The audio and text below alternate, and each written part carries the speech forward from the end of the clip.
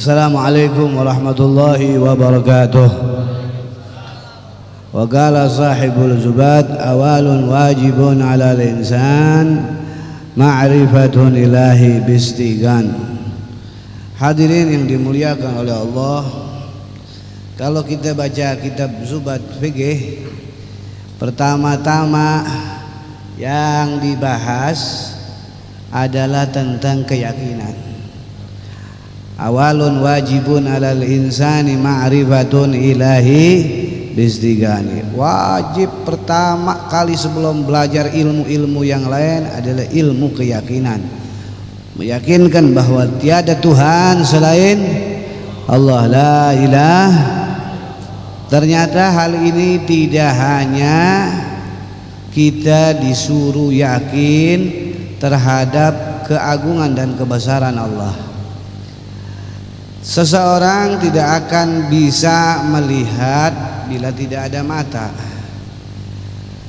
dan tidak akan bisa melihat bila tidak ada cahaya.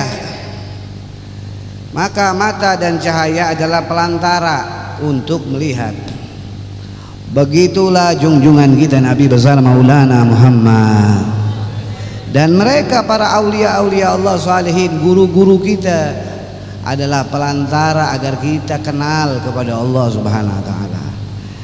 Dan kita tidak boleh ragu kepada mereka. Sebagaimana tadi telah dicontohkan oleh Syekh Ali bin Abdullah Baras. Bila Syekh Ali bin Abdullah Baras mendapatkan sesuatu keyakinan yang sangat luar biasa, bahkan di dalam cerita Syekh Ali bin Abdullah Baras itu, saking dia punya keyakinan sama gurunya, itu waktu air itu bergelombang, dia cuma mengucap nama gurunya, ya Habib Umar bin Abdurrahman Al-Attas, ya Habib Umar bin Abdurrahman Al-Attas. Ini saya dengar dari kakek saya Al Habib Husain bin Abdullah bin Muhsin Al-Attas. Itu Habib Umar bin Abdurrahman Al-Attas menunjukkan keramatnya kepada Syekh Ali Baras. Sehingga apa? Kalau tadi tidak diceritakan bagaimana perjalanan nyebrangnya Syekh Ali Baras, itu Syekh Ali Baras nyebrang dalam keadaan dia bawa keyakinan gurunya Habib Umar bin Abdurrahman Al-Attas, sehingga dia berjalan di air dengan hanya mengucapkan ya Habib Umar bin Abdurrahman Al-Attas. Lihat keyakinan orang kepada gurunya. Dan ini juga terjadi kepada murid Sayyidina Syekh Abdul Qadir Al-Jailani. Dia bukan murid langsung, bahkan dia tidak kenal sama Tuan Syekh Abdul Qadir sama sekali. Sebabnya dia tahu itu Syekh Abdul Qadir dari temannya. Dikala dia seorang muhibbin, bukan, ya, juga seorang yang sering duduk majelis Syekh Abdul Qadir, bukan. Tapi dia pernah kenal kepada muridnya Syekh Abdul Qadir. Waktu Syekh Abdul Qadir lewat dengan kudanya, dia kena debunya, termasuk muridnya Syekh Abdul Qadir. Muridnya berdiri lalu diambil. Siapa itu? Itu guru saya, Syekh Abdul Qadir Jailani. Oh, bagaimana seseorang yang hanya kenalnya itu dari temannya, bukan langsung kepada Syekh Abdul Qadir. Zata minal ayyam, satu hari ini orang meninggal dunia. Di waktu dia meninggal dunia, maka Allah Subhanahu wa taala sebagaimana biasanya, di dalam kubur itu ada malaikat mungkar wa nakir. Ditanyalah pertanyaan-pertanyaan kubur. Man rabbuka? Dia nggak tahu. Man nabiyuka? Ana nggak tahu. Karena memang bukan orang belajar. Sahibul gapleh, tukang main gaple, tukang pokoknya hidupnya ini nggak ada kebaikan. Yang dia tahu dia cuman temannya ini muridnya Tuan Syekh Abdul Qadir. Walhasil dikala malaikat itu ingin pukul dia, keluarlah ucapan dari lubuk hatinya, ya Syekh Abdul Qadir Al-Jailani. Maka malaikat ini sempat berhenti. Ditanyalah sama malaikat ini, yang ente maksud siapa? Guru dari teman saya, Syekh Abdul Qadir Al-Jailani. Dipanggillah Tuan Syekh Abdul Qadir Jailani, ditanya sama Syekh Abdul Qadir Jailani, kalau seandainya dia itu kenal kepada saya, dari siapa? Dari murid saya. Sebab kenal nama aja. Apa kata Tuan Syekh Abdul Qadir? Ya malaikat, biar dia punya urusan saya yang tanggung. Lihat bagaimana cuman kenal sama muridnya, bagaimana kenal langsung. Nih pembelaan guru kepada muridnya. Dan itu semua adanya di ahli sunnah. Kalau di Wahabi nggak ada begini. Di Wahabi, di Muhammadiyah dia nggak yakin. Ngapain ente jara-jara wali bid'ah?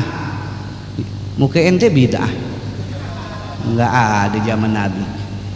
Inilah ajaran salafun saleh, meyakinkan bagaimana agar kita yakin kepada Allah, yakin dulu kepada guru-guru kita. Kalau udah kita yakin sama guru kita, pasti kita yakin sama wali-walinya Allah. Kalau udah kita yakin sama wali-walinya Allah, insya Allah kita yakin kepada Nabi besar Maulana Muhammad. Kalau kita yakin kepada Nabi Muhammad, insya Allah tadi kembali kepada awal, kita bisa yakin kepada Allah. Sekarang ente baca bacaan subhanallah subhanallah subhanallah, nggak ada gurunya setan. Ente baca Allahumma sholli ala sayyidina Muhammad, nggak ada gurunya setan. Kenapa nggak ada gurunya? Karena malaikat yang akan menaruh sayap-sayapnya itu kepada orang yang mempunyai cahaya gurunya sampai kepada Nabi besar Maulana Muhammad. Kalau nggak ada cahaya gurunya, malaikat nggak naruh. Karena iblis alim. Ente kira iblis nggak alim? Iblis itu pertamanya namanya Ajazil, alim, bahkan dia menggurui malaikat sebelum diciptakan Nabi Allah Adam. Saking alim-alimnya, nggak ada yang sujud seperti sujudnya iblis. Kalau udah ngegerung kalah semua, nangis, muliain Allah. Jadi kalau kita senangis-nangisnya kalah sama iblis, senangis-nangisnya kita kalah sama nangisnya iblis. Seibadah-ibadahnya kita nggak lihat Allah, iblis lihat Allah. Coba ente ibadah kayak apa? Makanya jangan sombong, jangan berani diri. Iblis aja lihat Allah, ente nggak lihat Allah, pakai sombong, kayak gila lu. Mau nggak?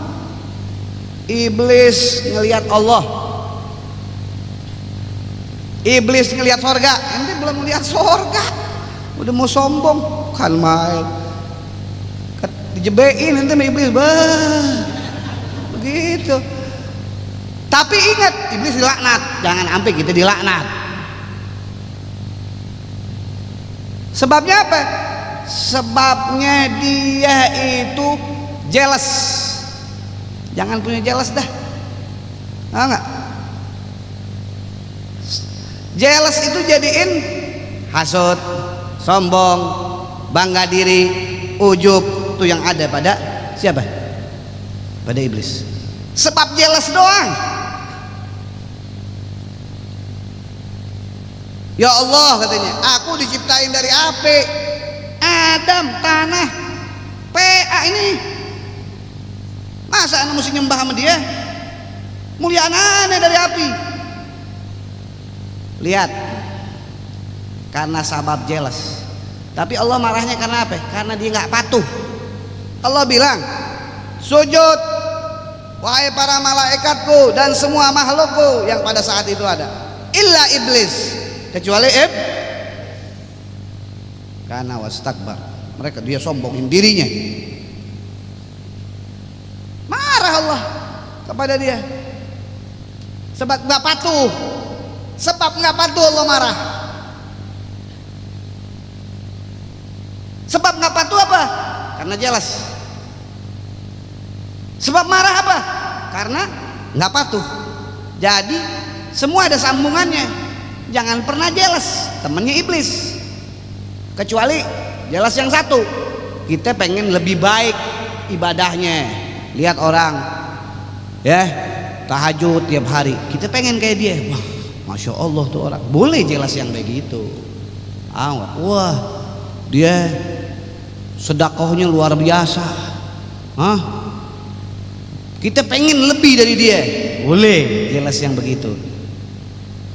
Tapi kalau jelas handphone orang diambil, mau kayak gila. Jelas, dia kurang ajar punya handphone. Gue lihat nih, ntar dia miring-miring, gue ambil handphonenya. Ini namanya muka gile.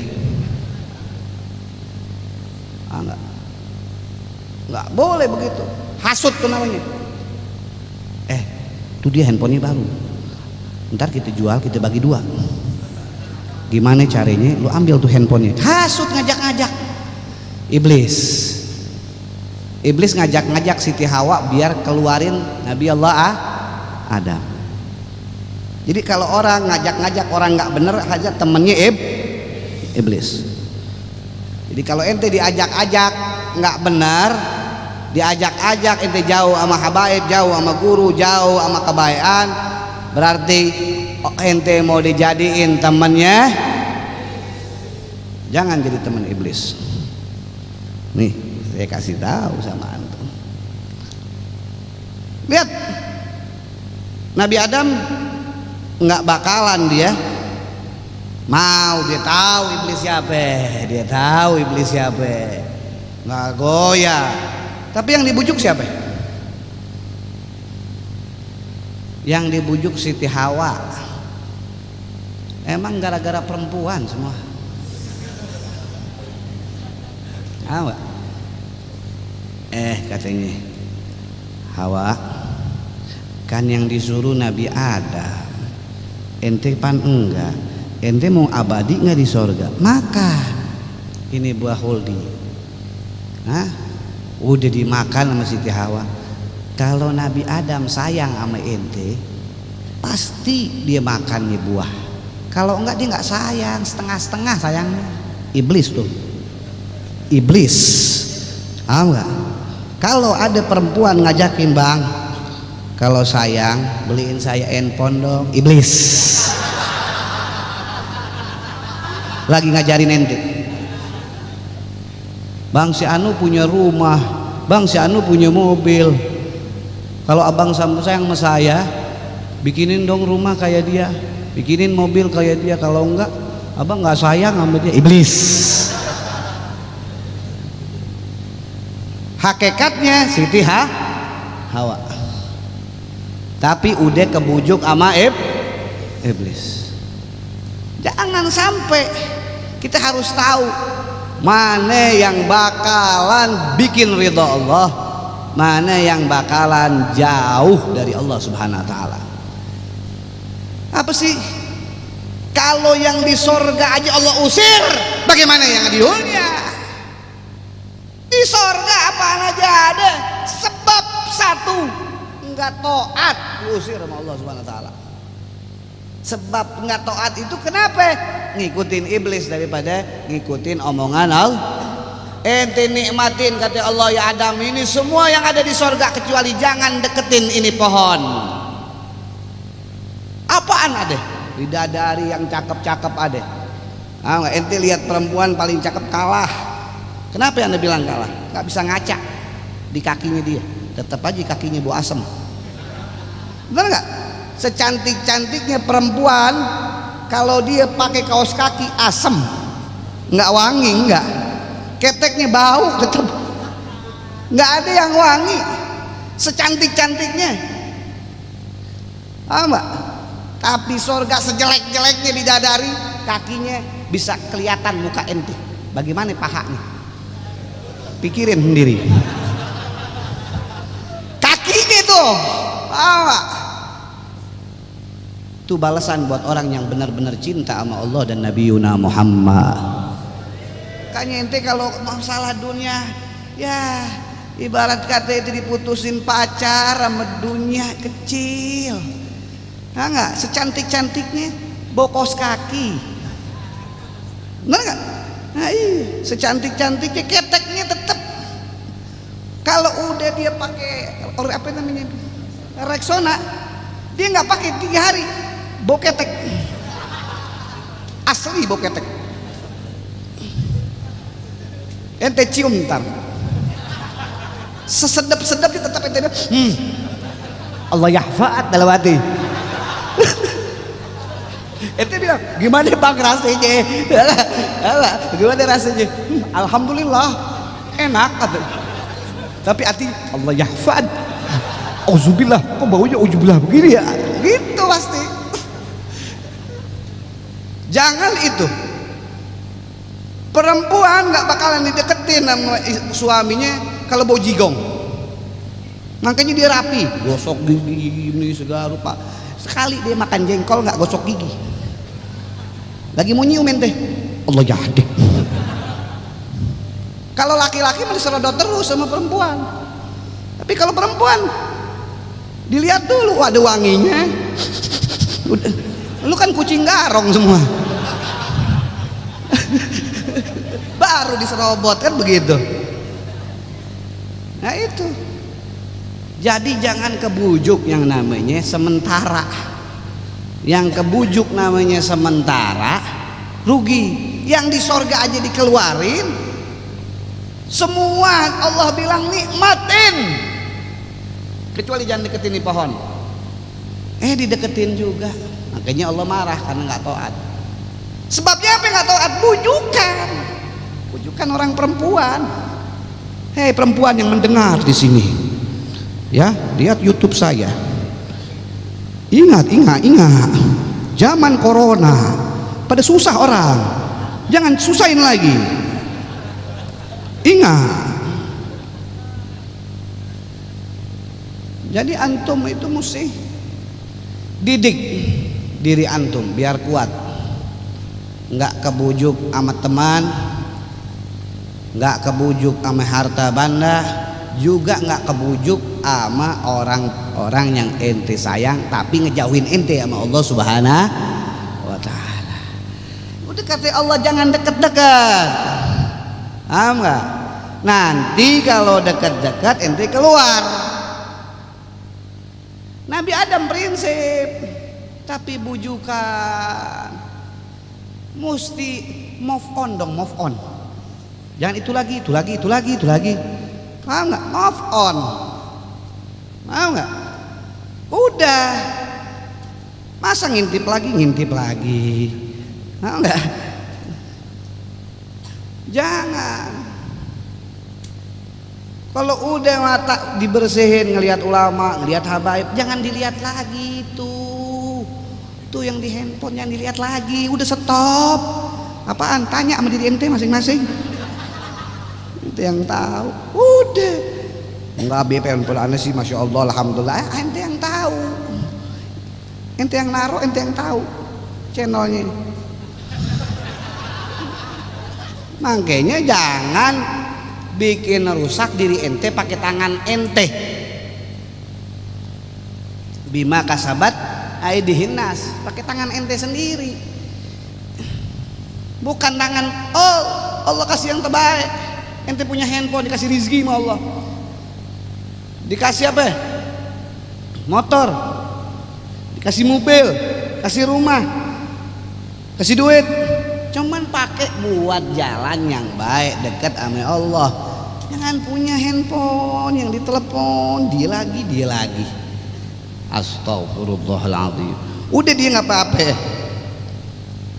Itu video-video keluarin yang kagak-kagak, buang-buangin, bikin bego. Udah keluarin dah. Tahu nggak? Yang ada tuh bacaan-bacaan Allah, bacaan Nabi gitu. Begitu juga motor. Udah diminta di majelis, ya Allah pengen punya motor biar bisa jalan ke Habibana, ya Allah. Udah punya. Kenal tuh. Berambut panjang. Seminggu absen, 2 minggu absen, 3 minggu. La haula wala quwata illa billah. Mustinya tambah syukur. Yang tadinya ngajinya cuman malam Senin, malam Selasa, ngaji tiap hari. Ditambahin lagi tuh motor jadi mobil. Kan enggak? Tapi jangan mentang-mentang mobil sombong. Halo, diajak kagak, apa kagak orang. Cuman jangan. Kalau bisa punya mobil, niat anak tiap hari, Beb, insyaallah. Apaan? Anak hadroh masuk semua mobil anak. Anak hadroh nih. Niat yang baik. Jangan bagian, Beb, ya Beb, anak siap nganterin anak perempuan aja, Beb. Kamu gegel. Gue juga mau, ngapain lu? Kalau anak perempuan aja sih enak aja. Jadi pakai caranya yang benar. Bawa umi ente, tahu nggak? Bawa adik ente, tahu nggak? Buat naruh, tahu nggak? Makanan hadiah buat guru-guru, itu nggak ada masalah. Tadi tambahin lagi dari mobil jadi rumah. Gitu, jangan teberet-beret, orang semua nggak boleh teberet-beret. Nggak? Lihat teberet-beret, disuruh keluar. Teberet-beret, disuruh keluar sama iblis, keluar. Sababnya iblis. Jangan pernah nyalain orang si fulanah. Musuh kita udah dibilang inna syaitana aduwwum mubin. Musuh nyata atuh. Ente ini begini baik, paham nggak? Alhamdulillah. Ente baik begini, yang nggak demen nafsu ente sama iblis. Dua musuh ente tuh. Iblis bilang, kalau lagi musim bola, udah ntar aja ini bola. Kalau lagi musim bola, apalagi Persija, kosong majelis gua. Kalah majelis gua sih. Ya Allah, emang besok di akhirat megang Persija. Gue yang doain biar menang terus. Gue nya ditinggalin, amin. Gue nya jangan ditinggalin, gue yang doain dia. Coba kemarin dia nggak punya lapangan bola, sekarang punya lapangan bola, bener nggak? Iya, gue yang doain, benar-benar lu. Gue yang doain ngaji. Ini bagian dia Beb ngaji. Coba deh Persija main. Coba. Yang gue lihat Jamal lagi.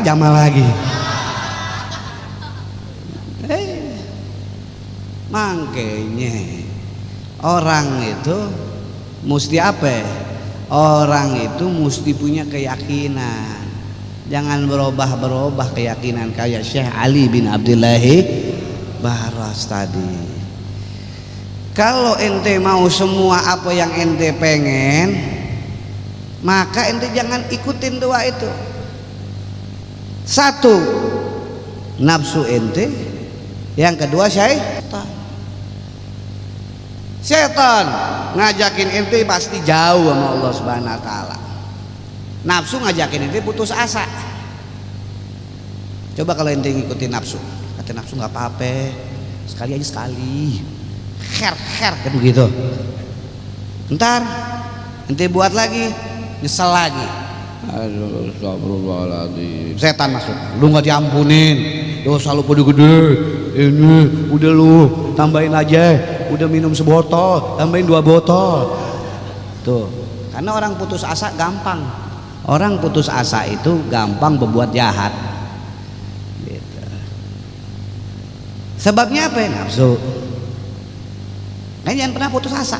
Iblis tuh putus asa, makanya dibilang apa? Ya Allah, panjangin umur saya buat ganggu anak cucu Nabi Allah Adam.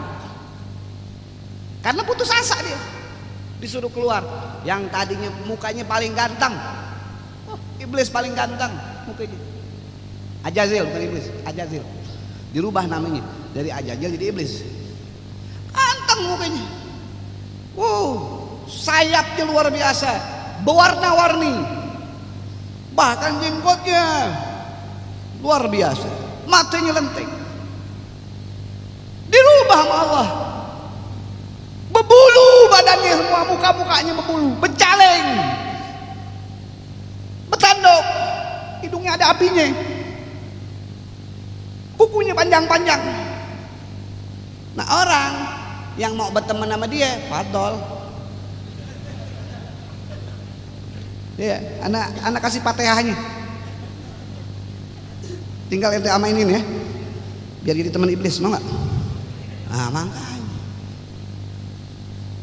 musuh dia.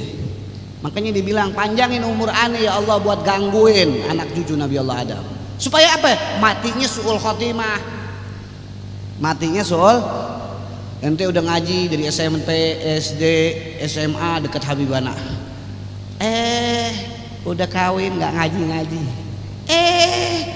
Mungkinan punya dunia nggak ngaji-ngaji.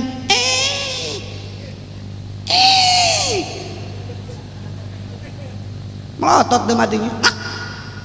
Karena nggak pernah lagi. Itu siapa yang godain supaya ente malas? Iblis. Udah kan ente dulu masih muda udah ngaji. Sekarang kan ada anak ente, ada bini ente. Udah bini ente cepokin aja. Dari dulu kan ente kurang cipokan. Kasarnya begitu. Bagaimana caranya supaya ente ini jauh sama ulama, sama habaib? Begitu juga punya anak. Udah gampang. Yang namanya ketemu Habibana sekarang urusannya bagian anak dulu. Bagaimana caranya dia supaya ente itu enggak dikasih rahmat sama Allah Subhanahu wa taala? Kalau ente pinter, oh iya, ente bawa anak ente bawa bini ente, didudukin sama habaib. Itu orang luar biasa. Anaknya dapat rahmah, bininya dapat rahmah. Jangan gara-gara bujukan iblis ente nggak mau ngaji, ente nggak dapat rahmat, anak ente nggak dapat rahmat, istri ente nggak dapat rahmat. Akhirnya inna lillahi wa inna ilaihi. Terakhir hadirin